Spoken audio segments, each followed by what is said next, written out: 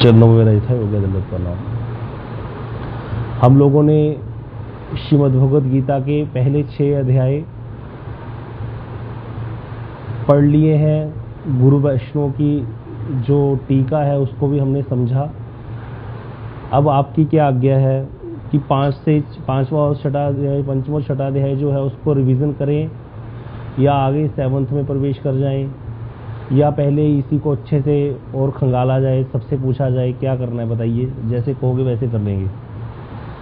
मुझे संडे तक आप ऐसे कर लो कि इसको 1-2 दिन पढ़ के संडे को सबसे पूछ लो क्या है क्या नहीं। किसी को नहीं समझ आ रही तो 2-3 दिन में सारा क्लियर हो जाएगा। 5वां 6वां रिपीट कर लो, फिर वो हमारा जरा ठीक है, ठीक है। 5वें अध्याय की रेपिटेशन करते हैं। पहला नंबर श्लोक खोल लीजिए, जल्दी जल्दी खींचेंगे, उसमें कुछ नहीं है ज़्यादा। देखिए चतुर्थ अध्याय में क्या हुआ था। द्वितीय अध्याय में भगवान ने निष्काम कर्म योग की स्थापना करी। ध्यान से सुन लिए, निष्काम कर्म योग का परिचय दे दिया द्वितीय अध्याय में भगवान ने कि निष्काम कर्म योग क्या होगा। चित्त शुद्धि होती है इससे। चित्त शुद्धि का अर्थ होता है आत्मनात्म विवेक हो जाना। ठीक है, अब इससे क्या होता है, व्यक्ति फिर आगे ज्ञान योग या ध्यान योग में बढ़ सकता है।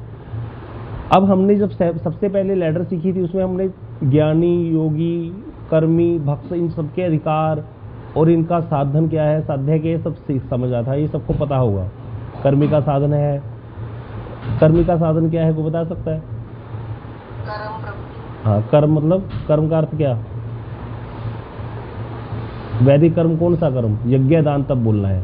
यज्ञ दान और तब साधन करेगा कर्मी, और उसका फल क्या है, साध्य क्या है, भोग, संसार के भोग लेगा। और कर्मी का अधिकार क्या है?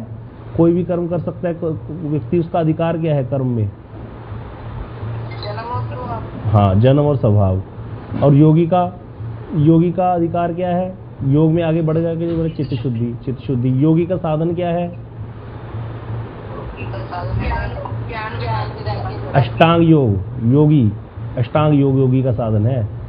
और साध्य क्या है? सिद्धि या मोक्ष, परमात्मा से अज्ञे। और ज्ञानी का साधन क्या है? साधन पूछा, अधिकार नहीं। ज्ञानी का साधन, ज्ञानी का साधन क्या है? साधन ज्ञान और वैराग्य। ठीक है, और साध्य क्या है?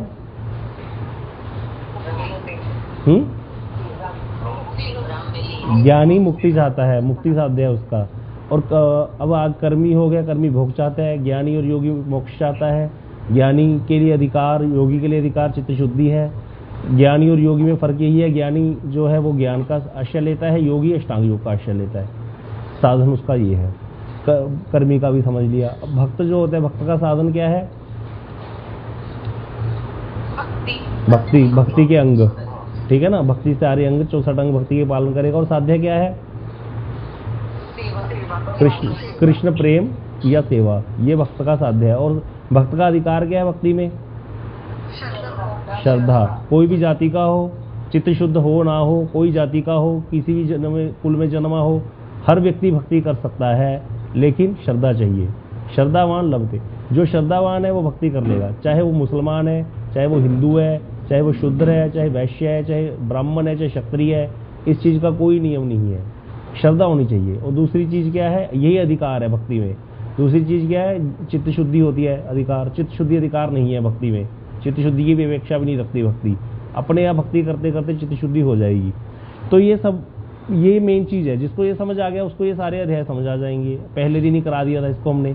तो 5वें अध्याय में अब प्रश्न हो गया, अर्जुन ने प्रश्न कर दिया। हमने पहले तृतीय अध्याय की बात करें। तृतीय अध्याय में भगवान ने, द्वितीय अध्याय में निष्काम कर्म योग की स्थापना करी।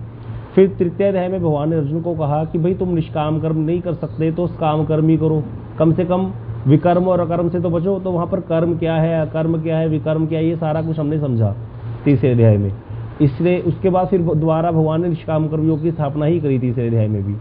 उसके बाद चतुर्थ अध्याय में भगवान ने अर्जुन को कहा कि पहले अर्जुन ने तीसरे अध्याय में प्रश्न किया था कि जब भक्ति श्रेष्ठ है, क्योंकि दूसरे अध्याय के अंत में आ गया था भक्ति ही श्रेष्ठ है, तो अर्जुन ने कहा था जब भक्ति श्रेष्ठ है तो आप मुझे घोर हिंसा युक्त कर्म में नियुक्त क्यों कर रहे हो तीसरे अध्याय के शुरू में। तो भगवान ने कहा था बात तुम्हारी सही है कि तुम भजन करना, मेरी कृपा से कभी भजन भी करना, लेकिन अभी तुम्हारा अधिकार क्या है? अभी तुम्हारा अधिकार निमन है, अभी तुम्हें यही करना है, निष्काम कर्म योग का आश्रय ग्रहण करना है, क्योंकि तुम क्षत्रिय हो। क्षत्रिय के लिए स्वधर्म पालन करना बड़ा जरूरी है, क्योंकि भगवान ने युद्ध कराना, इसलिए ऐसा आदेश दे रहे हैं अर्जुन को। और ऐसे करके वहां पर आ गया। फिर सकाम कर्म का भी थोड़ा उपदेश दिया भगवान ने, वहां पर बताया देवी देवताओं को मैंने नियुक्त किया है, देवता फल प्राप्त प्रदान करते हैं। ये सारी चीजें तृतीय अध्याय में आ गई। चतुर्थ अध्याय में अलग अलग प्रकार के यज्ञों का वर्णन आया कि ये यज्ञ है, वो यज्ञ है, द्रव्यमय यज्ञ है, फिर ज्ञान यज्ञ है। अलग अलग स्टेज पे जो लैडर की अलग अलग स्टेज है, वो सारी यज्ञ जोड़ दो उसके साथ शब्द। ज्ञान यज्ञ है, ध्यान यज्ञ है, कर्ममय यज्ञ है। कर्ममय यज्ञ द्रव्यमय यज्ञ होगा, जहाँ पर आहुतियाँ दी जाएंगी, संविदा होगी, सब कुछ होगा। ज्ञानी का कोई यज्ञ संविदा वगैरह नहीं होती, लेकिन वो भी यज्ञ है। ज्ञानी जो हर चीज से वैराग्य करते हैं, ज्ञान का आश्रय ग्रहण करके हम ब्रह्मोस्मि का ध्यान करते हैं, ज्योति का ध्यान करते हैं, निर्विशेष ब्रह्म का ध्यान करते हैं, यह भी एक यज्ञ है। इसी प्रकार जो अष्टांग योगी यम नियम साधन जो भी करता है, वो भी एक यज्ञ है। और भक्ति योगी कौन सा यज्ञ करते हैं? हम लोग हरिनाम यज्ञ। हरिनाम यज्ञ में भी ये कान हमारे कुंड है, यज्ञ कुंड है, जीवा हमारी चम्मच है, और नाम की आहुतियां दी जा रही हैं हरिनाम की। तो इस प्रकार से यह भी यज्ञ है। तो सब स्टेजेस पे अलग अलग यज्ञों का वर्णन चतुर्थ अध्याय में हुआ। उसके बाद लास्ट में चतुर्थ अध्याय के आया था संशयात्मा विनश्यति। भाई जो श्रद्धावान है वो प्राप्त कर लेगा, जिसकी श्रद्धा नहीं है वो प्राप्त नहीं करेगा। ये अलग सा टॉपिक आया था थोड़ा सा लास्ट में चतुर्थ अध्याय। अब पंचम अध्याय शुरू हो गया। पंचम अध्याय में अर्जुन ने कहा भगवान को कि जब पहला श्लोक देखो, आप कर्म संन्यास की बात कह करके दोबारा फिर कर्मयोग की प्रशंसा कर देते हो। अर्जुन कहते कर्म संन्यास की बात कब कही भगवान ने? भगवान ने कहा भाई जो ज्ञानी है उसको कोई भी कर्म करना अपेक्षित नहीं होता। जब वो सम हो गई उसकी दृष्टि, तो वो कोई कार्य करे चाहे ना करे, उसको दोष नहीं लगता कर्म ना करने पर। वैदिक कर्म का भी त्याग कर देता है वो। वहां पर बात भगवान ने ये कही, कर्म संन्यास की बात कह दी भगवान ने।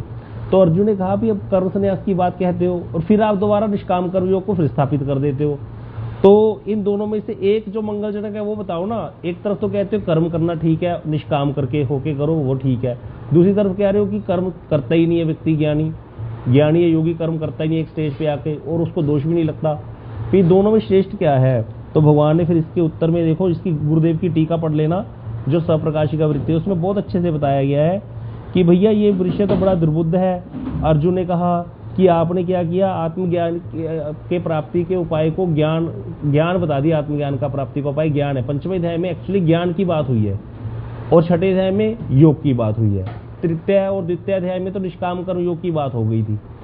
अब पंचम अध्याय में ज्ञान योग का स्थापना हुई है। तो अर्जुन ने कहा कि भाई आप जो है दोबारा ऐसे कर रहे हो, तो इसीलिए साधारण लोगों को दोबारा अच्छे से समझाने के लिए अर्जुन ने अनजाने की भांति प्रश्न कर दिया कि कर्म संन्यास या ज्ञान योग एक ही बात है। कर्म संन्यास का अर्थ होता है ज्ञान योग, सांख्य योग, कर्म संन्यास या ज्ञान योग एक ही शब्द है। इसको नोट कर लो, नहीं तो उलझोगे।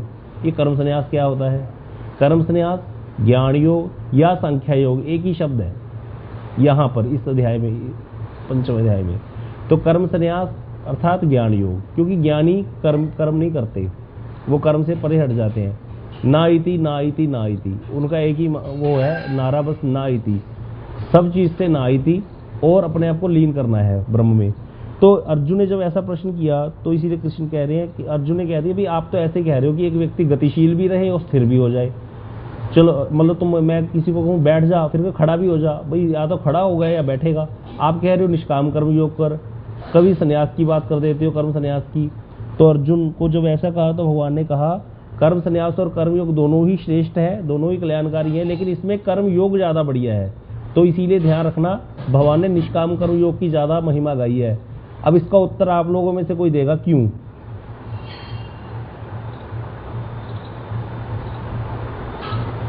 निष्काम कर्म योग श्रेष्ठ है कर्म संन्यास से, ज्ञान योग से भी पहले। हाँ जी,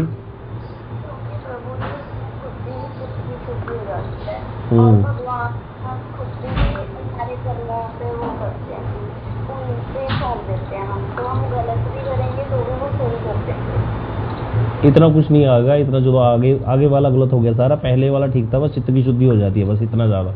बाकी भगवान कोई नहीं देखते ज्ञानियों को, भगवान का लेना देना नहीं है ज्ञानियों से कोई। ज्ञानी तो ब्रह्म का ध्यान करते हैं, और ब्रह्म जो है वो दीपक के प्रकाश की तरह है। दीपक के प्रकाश में कथा सुन रहे हो बैठ के, दीपक के प्रकाश में सोते रहो, दीपक के प्रकाश में कुछ करते रहो, वो कुछ कहेगा थोड़ी आपको। दीपक का प्रकाश तो बस प्रकाशित कर देता है, ब्रह्म जो है प्रकाशित कर देगा तुमको। वो रोकना टोकना कुछ नहीं करते, ये भगवान के कार्य है रोकना टोकना करना।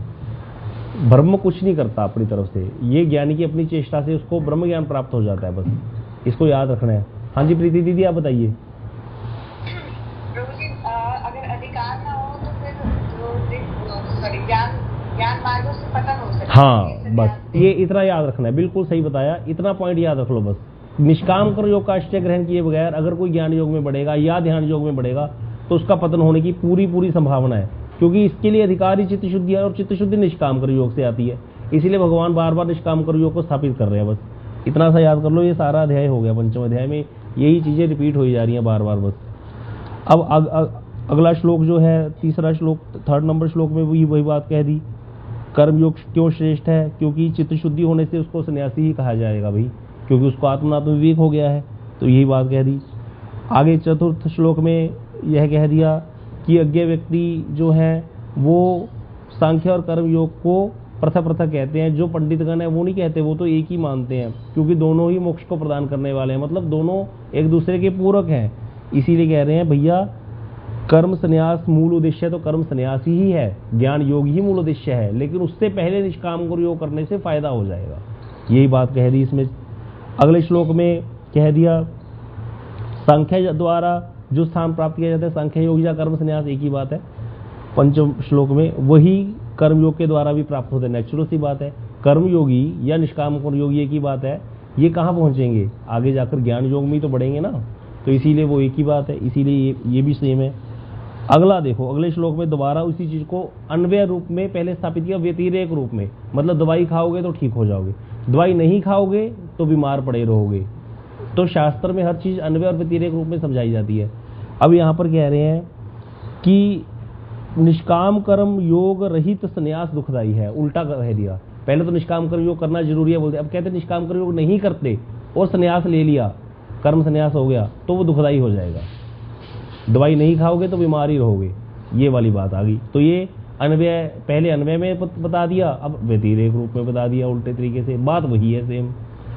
तो ये 6ठे नंबर श्लोक में यही कह दिया, क्योंकि निष्काम कर्म योग वाले करने वाले ज्ञान को शीघ्र ज्ञानी होकर शीघ्र ब्रह्म को प्राप्त होते हैं। 6ठे श्लोक में ये बता दिया।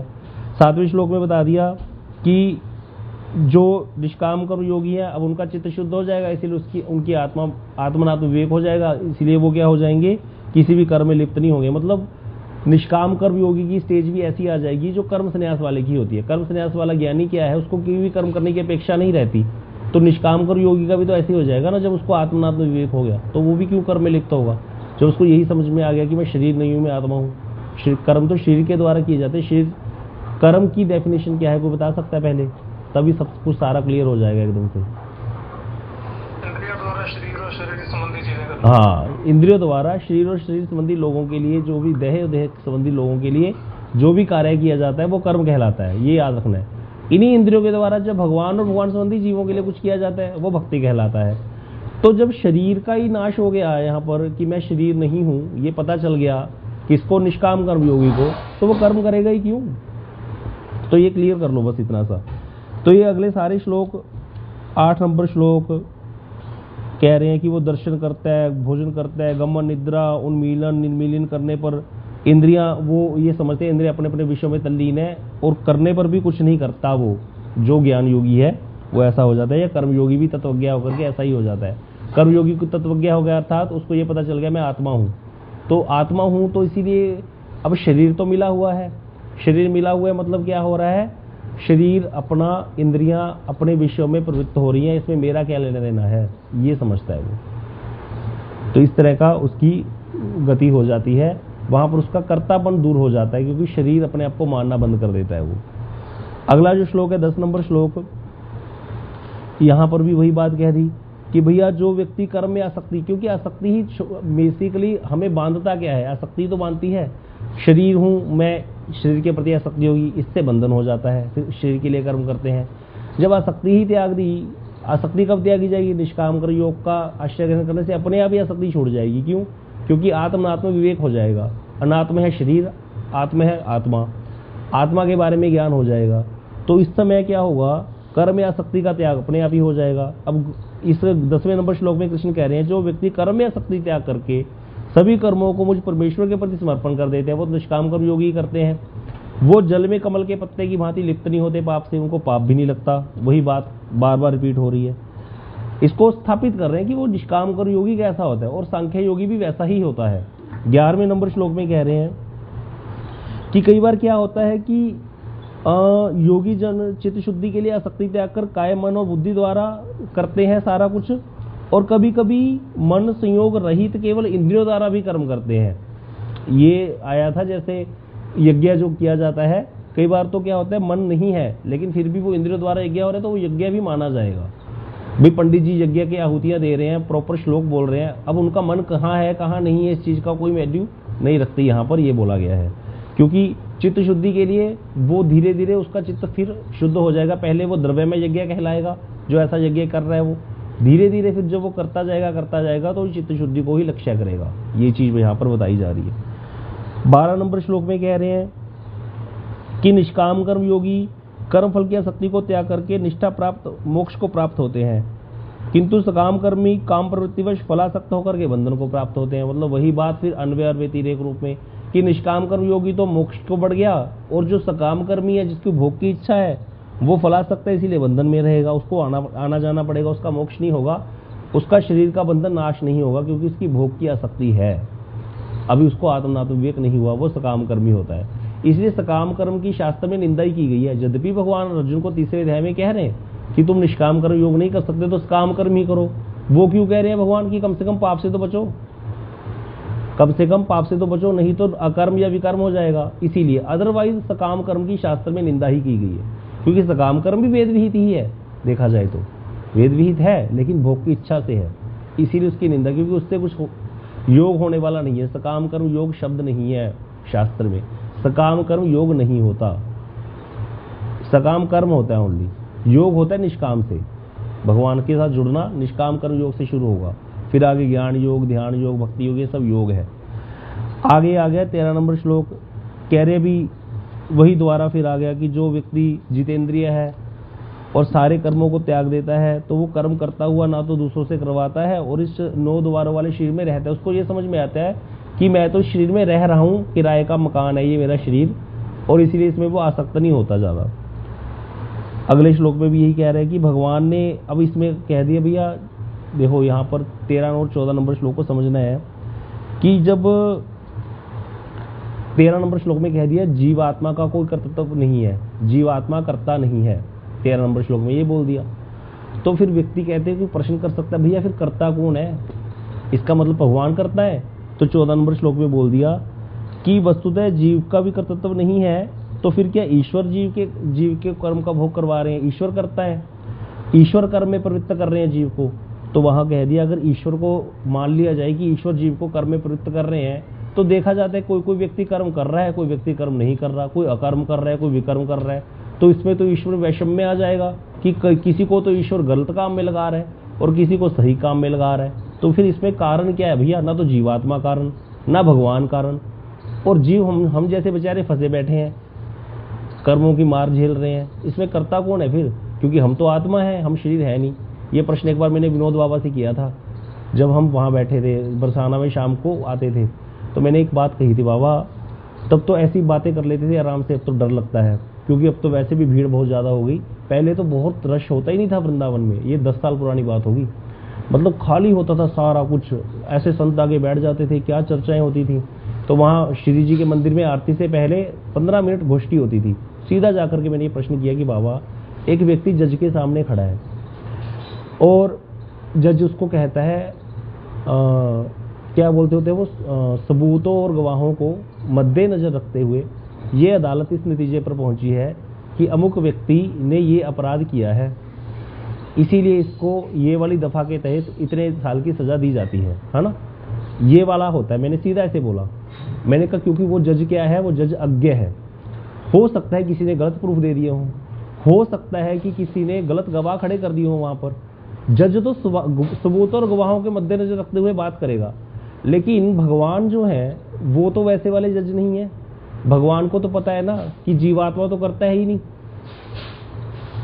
आया समझ में सबको, भाई जीवात्मा तो करता ही नहीं, प्रकृति क्रिया मनानी गुरे कर्माणी सर्वशः, 3रे अध्याय का श्लोक है। अहंकार भी मूढ़ात्मा करता ही मन्यते, जीव को तो अहंकार हो गया है, मेरे को अहंकार हो गया कि मैं करता हूँ, मान रहा है करता हूँ मैं, है थोड़ी है करता। अब मैं जाकर के कोई जो अपने आप को मानने लग जाऊं, कुछ मानने से क्या होता है, मैंने ये बात कही उनको। तो जब मैंने वहां खड़े कहा कि भाई बाबा आप ये बताओ, जब जीव तो ये कह रहा है कि मैं करता हूं, लेकिन वो तो उसका अहंकार है, एक्चुअली तो वो करता है ही नहीं। और ये बात जज को भी पता है, क्योंकि जज भी अज्ञे नहीं है वो भगवान। तो फिर भगवान की कचहरी में जीव को दोष क्यों लगा, फिर उसको कर्म बंधन क्यों लगा, फिर उसको दोबारा आना क्यों पड़ा। उसको तो उस जीवात्मा तो नित्य ही मुक्त है, ईश्वर अंश जीव अविनाशी, चेतन अमल सहज सुख राशि। तो बाबा ना मेरी तरफ देखे हंसने लगे, मुझे कहते तुम मेरी कुटिया पे आना, इसका उत्तर तो आराम से देना पड़ेगा तुमको। लेकिन मैं गया नहीं था, आपको सच बताऊं। फिर उसके बाद एक जगह मुझे भागवत में पढ़ने पे मिल गया था कि इसका उत्तर ये है कि उसका मानना ही उसका फंसना हो गया। बस अगर मान रहा है तो फंस गया बस, चाहे जितना मर्जी सच्ची बात कह लो, भाई सच्ची बात तो सच्ची है, ठीक है भाई, तुम नहीं हो करता। ज्ञानी ऐसी बातें ही करते हैं, तुमने कुछ किया ही नहीं, आत्मा का कोई कार्य करती ही नहीं है, इसीलिए तुम मुक्त ही हो, तुम वही हो, तुम ब्रह्म ही हो, आज तुम्हें एक दिन में हम ब्रह्म बना देंगे। ये क्या लगे पड़े हो, श्रद्धा साधु संग भजन क्रिया, फिर नर्थ निवृत्ति होगी, फिर निष्ठा आएगी, फिर रुचि आएगी, फिर आसक्ति आएगी। तो ज्ञानी लोग कहते हैं भैया छोड़ो ये सब, तुमको एक दिन में ब्रह्म बना देंगे हम। एक दिन में क्या, आधे घंटे में बना देंगे, थोड़ी देर हमारे साथ बैठे तो सही। ये वाली बात हमने कर दी वहां पर। तो वहां पर भागवत जी में एक जगह लिख दी है ये बात कि ये जो मान रहा है ना जीव अपने आप को करता, ये कर्तापन का अभिमान जो है हमारे अंदर, यही हमारा सारा फंसने का कारण है। सारी चीजों में फंसने का कारण हमारा ये हमारा कर्तापन का अभिमान है। और ये कर्तापन का अभिमान छूटता नहीं है, जितने मर्जी जोर लगा लो ये जाता ही नहीं है हृदय से। हर चीज में हमारे अंदर कर्तापन घुसा हुआ है और ये अहंकार है हमारा। तो इसीलिए यहाँ पर कह रहे हैं कि भाई जब परमेश्वर भी करता नहीं, पहले जीव कह दिया करता नहीं है, अब इस श्लोक में कह दिया 14 नंबर श्लोक में भी क्या फिर भगवान करता है? बोले नहीं, भगवान हो नहीं सकते करता जीव को लगाने वाले कर्म में, क्योंकि फिर उसमें भगवान में वैषम्य आ जाएगा। तो इसीलिए फिर लास्ट में इसका क्या बोल दिया, अनादि अविद्या। ये इंपॉर्टेंट है, इसको याद कर लो। अनादि अविद्या ही प्रवृत्ति का कारण है। हम लोग जब से हमारी सृष्टि हुई है तब से अविद्याग्रस्त है। अविद्याग्रस्त का अर्थ क्या हुआ, अपने आप को भोक्ता मान लिया। विद्याग्रस्त क्या है, विद्या आ गई, मैं शुद्ध दास हूं कृष्ण का, ये विद्या है। कृष्ण को भूलना ही अविद्या है। जीव अनादि अविद्याग्रस्त है। अनादि काल से अविद्याग्रस्त होने के कारण जो अनादि काल की अविद्या है वही कारण है जीव को कर्म में प्रवृत्त करने का। जिस दिन ये अविद्या नाश हो गई, कुछ नहीं करना पड़ेगा, कुछ भी करना नहीं पड़ेगा, अपने आप सब कुछ क्लियर हो जाएगा सामने। तो इसीलिए यहां पर यह बताया गया कि इसमें ईश्वर भी करता नहीं है, कर्म में प्रवृत्त करने वाले। फिर लेकिन आगे एक और चीज बताई है कि अविद्या भी तो जड़ ही है देखा जाए तो, उसमें लेकिन ईश्वर फिर क्या है, मुख्य प्रयोजन है। वहां पर प्रयोज्यकर्ता प्रयोजनकर्ता होता है। जैसे अगर किसी ने शर्ट बनानी है, शर्ट के लिए बनाने के लिए क्या क्या चाहिए, कपड़ा चाहिए, बटन चाहिए, है ना, और सब वो धागा इत्यादि चाहिए, और उसके बाद एक सिलाई मशीन चाहिए। सिलाई मशीन से शर्ट सिल के तैयार हो जाएगी कि नहीं हो जाएगी? हो जाएगी। तो वहां पर जो कर्ता होगी सिलाई मशीन होगी, लेकिन इसमें मुख्य कर्ता सिलाई मशीन है या कोई और व्यक्ति है जिसने उस शर्ट को बनाया? टेलर जो है वो करता है मुख्य, और जो गौन करता है वो सिलाई मशीन भी है, क्योंकि उसके द्वारा सारा कार्य हुआ। तो इसी प्रकार यहाँ पर भगवान जो है हर चीज में मुख्य कर्ता तो रहेंगे ही, लेकिन मुख्य कर्ता रहने पर भी भगवान करता नहीं है, क्योंकि यहाँ पर जीव का क्या है, उसके अपना उसका जो अविद्या है वही अविद्याग्रस्त है, वो अपने आप को भोक्ता मान करके उसने इच्छा की। तो भगवान इच्छा में हस्तक्षेप करते नहीं है, पहला रूल हमने सीख लिया था। फ्री विल में भगवान इंटरफेयर करते नहीं, उसके अनुसार सारे कार्य भगवान ने करवाने शुरू कर दिए, उसके अनुसार अरेंजमेंट दे दिया हमको। तो जैसा हम चाहेंगे उसके हिसाब से हमें अरेंजमेंट मिलता रहेगा। अब ये हमें देखना है हमें क्या चाहिए। तो इसी ऐसे ही होता है, जैसे कोई बच्चा हो वो ज्यादा बात करे, हाँ, तो पेरेंट्स एंड में क्या बोलते हैं, भैया देखो हमारा कार्य है तुमको पढ़ाना, पैसा कमा के लाना और तुम्हारी एडमिशन करा दी, अब तुम पढ़ो, वहां पर जाकर के मटर गश्तियां करो, इसका खामियां ना तुम्हें भुगतना पड़ेगा। हमने अपना कर्तव्य पूरा कर दिया, हम तो तुम्हें पैसा दे सकते हैं, पेरेंट्स यही कहते हैं बच्चों को। उसके बाद बच्चा समझ जाता है, गिर जाए तो गिर जाए, क्या कर सकते हैं, उसके कर्म। उसके ज़्यादा कुछ नहीं कर सकते। इसी प्रकार भगवान है, भगवान कहते हैं भैया तुम्हारी इच्छा के अनुसार मैंने तुम्हें अरेंजमेंट दे दिया, तुम चाहते हो मेरे पास आना, मैंने वैसे वाला अरेंजमेंट दे दिया, शास्त्र दे दिए, गुरु दे दिए, वैष्णव दे दिए और धाम दे दिया। तुम चाहते हो भोग करना, मैंने 84 लाख योनियां बना दी। इंजॉय करो, जितना कर सकते हो उतना इंजॉय कर लो, जितना उड़ना चाहते हो उतना उड़ लो, गिरोगे यहीं आकर के बाद में। तो इसमें भगवान कभी हस्तक्षेप करते नहीं है, लेकिन मुख्य कर्ता फिर भी भगवान रहेंगे। लेकिन फिर भी अगर कोई कहे कि फिर जीव का कर्तव्य नहीं है जीव का, तो क्या भगवान का है? तो उसी हिसाब से भगवान का भी कर्तव्य नहीं है, क्योंकि भगवान ने किसी को नहीं फंसाया, ये हमारी इच्छा हुई थी। अब हम इच्छा कर लेंगे अच्छा होने की, तो अच्छा भी हो जाएगा सब कुछ। अगले श्लोक में 15 नंबर श्लोक में कह दिया, परमेश्वर ना किसी के पाप को ग्रहण करते हैं, ना किसी के पुण्य को ग्रहण करते हैं। अविद्या द्वारा जीव का स्वाभाविक ज्ञान आच्छादित है। वही बात दोबारा रिपीट हो गई, उसी से समस्त जीव मोहित हो रहे हैं। तो इसको हमने कहा था ना, ईश्वर जो कि भगवान ने कहा, गही न पाप पुण्य गुण दोषु यद्यपि सम नहीं राग न रोषु, गही न पाप पुण्य गुण दोषु, कर्म प्रधान विश्व करी राखा, जो जस करी सो तस फल चाक। मैंने कर्म प्रधान विश्व करी राखा, एक यूनिवर्सल लाभ बनाकर सबको नीचे भेज दिया। तो ये कर्म थ्योरी किस पे अप्लाई होगी? बद्ध जीव पे, याद रखनी है ये बात। ये मुक्त जीवों पर अप्लाई नहीं होती कर्म थ्योरी। मुक्त जीव तो कर्म के बंधन से मुक्त है, कर्म थ्योरी उन पे अप्लाई नहीं होती। कर्म प्रधान विश्व करी राखा किस पे अप्लाई होगा? बद्ध जीव पे। लेकिन विश्व करी राखा क्यों बोल दिया? क्योंकि ज्यादातर तो कर्मी लोग ही है ना संसार में, मुक्त जीव तो बहुत थोड़े ही होंगे, हाथों पे गिन लेंगे हम, उंगलियों पे गिन लेंगे भक्तों को। तो इसीलिए कर्म ही प्रधान है संसार में, क्योंकि जीव भोग करने की इच्छा से आया है, तो जैसा कर्म करेगा वैसा फल प्राप्त करता रहेगा। इसमें भगवान का कोई लेना देना नहीं है। अगले श्लोक में कह दिया कि भाई अब जिनका वह अज्ञान भगवान के ज्ञान से विनष्ट हो गया, मतलब जिसको फिर भगवान कृपा करके वो ज्ञान प्राप्त करेंगे, प्रदान करेंगे, फिर वो ज्ञान सूर्य के समान प्रकाशित होकर के अपराकृत तत्व को प्रकाशित कर देगा। उसको समझ में आ जाएगा भैया मैं आत्मा हूँ और मैं भगवान का दास हूँ और उनकी सेवा करना मेरा कर्तव्य है, क्योंकि मैं उनका अंश हूँ। इस प्रकार से उसको ज्ञान हो जाएगा भगवान का ज्ञान प्राप्त होने पर। तो ये भी बात यहाँ पर आ गई। अगले श्लोक में बोल दिया, ये अगला श्लोक जो है 17 नंबर श्लोक ना, यहाँ पर नोट कर लो कि यहाँ पर बात आ गई। अब जो ज्ञानी है उसको भी थोड़ा भक्ति का आश्रय लेना पड़ेगा, तभी जाकर के उसकी ज्ञान ब्रह्म की प्राप्ति होगी। तो यहाँ पर कृष्ण ने कह दिया, जो मात्र जिनकी बुद्धि परमेश्वर में निविष्ट है, अर्थात जो परमेश्वर भगवान में निविष्ट है बुद्धि, मन केवल उनके ध्यान में मगन है, जो मात्र उनके प्रति निष्ठावान है, जो उनके श्रवण कीर्तन परायण है। श्रवण कीर्तन शब्द जो होता है भक्ति का अंग हो गया ये, तो उसकी अविद्या विद्या द्वारा नष्ट हो चुकी है। वे अपुनरावृत्ति मोक्ष को प्राप्त करते हैं, अर्थात ज्ञानी भी मोक्ष कब प्राप्त करते हैं? जब वह श्रवण कीर्तन परायण हो जाते हैं, तब उनको मुक्ति मिल जाएगी। केवल ज्ञान मुक्ति भी प्रदान नहीं करेगा। यहाँ पर यही बात बता दी। अगले श्लोक में 18 नंबर श्लोक में बोल दिया कि भैया जो विद्या विनय संपन्न होते हैं ज्ञानी, वो ब्राह्मण हो, चंडाल हो, गाय हो, हाथी हो, कुत्ते, उस समय समदर्शी होते हैं। ये हमने तुलसीदास जी की कथा में भी देखा था कि वो क्या है, वहाँ पर बाढ़ बैठ के पनैया में ही प्रसाद पाने लग गए, और उसमें भी उनका एक भाव था कि ये तो संतों की पनैया है, ये कैसे गलत हो सकती है, ये निकृष्ट कैसे हो सकती है। तो इस प्रकार से वो सब में समदर्शी हो जाते हैं, जो इस प्रकार के विद्या विनय से संपन्न ज्ञानी होते हैं। इस तरह से आगे कहते भगवान ने 19 नंबर श्लोक में बोल दिया कि ऐसा जो व्यक्ति है वो ब्रह्म में अवस्थित रहता है, जिसका मन समत्व में स्थित हो गया।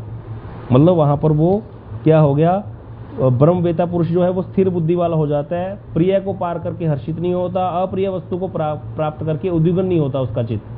हमारा सब थोड़ा सा नुकसान हो जाता है, चित्त उद्विग्न हो जाता है, लेकिन ब्रह्म ज्ञानी का नहीं होता। तो इस तरह से कहते ऐसे जो विषय सुख में अनासक्त लोग हैं, 21 नंबर श्लोक में बोल रहे हैं, वो आत्मा में जो सुख है उसको प्राप्त करते हैं, और इस तरह से वो अक्षय सुख को प्राप्त कर लेते हैं, क्योंकि उनको आत्मा का अनुभव होता है, आत्मा का सुख का अनुभव होना शुरू हो जाता है। अभी तक आत्मा के सुख का अनुभव हुआ है, ध्यान रखना, परमात्मा के सुख का अनुभव नहीं हुआ ब्रह्मज्ञानी को भी। आगे कह रहे हैं भैया जितने भी ये सारे, कृष्ण दोबारा स्थापित कर रहे हैं भैया, जितने भी ये इंद्रियों से स्पर्श से भोग उत्पन्न होते हैं संयोग से, ये दुख के कारण है, इसीलिए इनका त्याग करो। इंद्रियों के संस्पर्श से जो भोग, आंख से जो रूप का दर्शन है, कान से जो शब्द सुनते हैं, ये जो आस्वादन है, ये बंद करो, ये दुख के कारण है, इसीलिए ज्ञानी पुरुष उसमें अनुरक्त नहीं होते। बस इतना है ये। आगे 1-2 श्लोक रह गए हैं, कल कर लेंगे। इस प्रकार से ये पंचम अध्याय बड़ा ही आसान है, और ये कंप्लीट हो गया। पंचम अध्याय में ज़्यादा श्लोक नहीं है, ज्ञान योग की ही बात की गई है। पढ़ोगे तो आसानी से समझ आएगा। और कुछ भी समझ ना आए तो आपसे बार बार हाथ जोड़ करके प्रार्थना है, जरूर पूछिए, इसको अच्छे से समझ लीजिए। आप लोग एक तरह से इन 6 अध्यायों का ज्ञान आपको इस प्रकार से होना चाहिए, एक एक श्लोक आपसे कोई पूछ रहे हैं ना, एकदम से आप उत्तर दे सको, ऐसे वाला। और जरूरी नहीं होता कि आपने वैसे ही जैसे लिखा है वैसे उत्तर देना है, बस आपको समझ आना चाहिए और दूसरे को समझा सको ऐसे, तब जा करके आगे बढ़ने का फायदा है। नहीं तो कोई फायदा ही नहीं है, ऐसे बढ़ते जाएंगे आगे, इसको हुआ नहीं। तो इसीलिए जो सुबह क्लास ज्वाइन करने वाले हैं हमारे लिए तो भैया सभी विद्वान हैं, सभी पंडित हैं, सभी लोग समझ के पहले 6 अध्याय को पढ़ो। कोई चीज भी समझ नहीं आती तो पूछो। अभी पंचम अध्याय की रेपिटेशन चल रही है तो पंचम अध्याय पढ़िए, बार बार प्रार्थना है, अपने आप पढ़िए बैठ करके। अगर कुछ नहीं समझ आया तो पूछिए, पूछने से ही हल निकलेगा। जितनी भी चीजें हैं शास्त्र में पूछने से हल हो रहे हैं। पार्वती जी प्रश्न कर रही है रामचरितमानस में, शंकर जी उत्तर दे रहे हैं। सुखदेव गोस्वामी से प्रश्न कर रहे हैं परीक्षित जी महाराज, वो उत्तर दे रहे हैं। जब तक पूछेंगे नहीं तो उत्तर नहीं आएगा, तो फिर कोई समझ आएगा ही नहीं आगे कुछ भी। तो इसीलिए इसको समझ करके करिए, ऐसे करने का कोई फायदा होगा नहीं कि हमने पढ़ा दिया, आपने सुन लिया चुपचाप और फिर हो गया बंद। नहीं, जितने लोग हैंड रेज करते हैं 4-5 लोग, उनको छोड़कर बाकी सब भी, सबको समझना है, सबको पूछना जाएगा। ये गौरांग सुधा ग्रुप में किसी को नहीं छोड़ा जाएगा। अभी 6 है, घूमेंगे बार बार। आपको किसी भी समय फोन करके मैं पूछ सकता हूँ। मैंने सबके नंबर गौरांग सुधा ग्रुप में जिनके नंबर है नाम से सेव कर रखे हैं अपने। अब मेरे को सबके नाम पता है, मैं फोन करूंगा और पूछूंगा। इसलिए सब लोग याद कीजिए, 5वां अध्याय पढ़िए सब लोग। ठीक है जी, हरे कृष्णा, दंडवत प्रणाम।